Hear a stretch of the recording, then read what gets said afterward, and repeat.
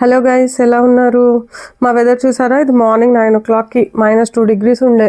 తర్వాత ఇంకా -5కి కూడా వెళ్ళిందంట. నేనైతే బయటకే వెళ్ళలేదండి. ఈ చలిలో బయట అడుగు పెట్టాలంటే అమ్మో, అంత రెడీ అయ్యి వెళ్ళాలి. మనం ఇండియాలో పెళ్ళిళ్ళకు కూడా అంత రెడీ అవ్వమేమో, అంత రెడీ అయ్యి వెళ్ళాలి బయటకి.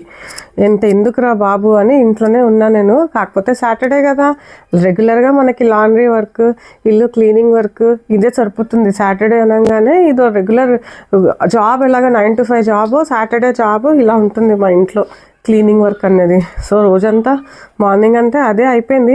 బట్ డెఫినెట్గా నా మీల్ మాత్రం నేను ప్రయారిటైజ్ చేస్తున్నాను. అండ్ ఇవాళ కూడా చేయగలిగాను.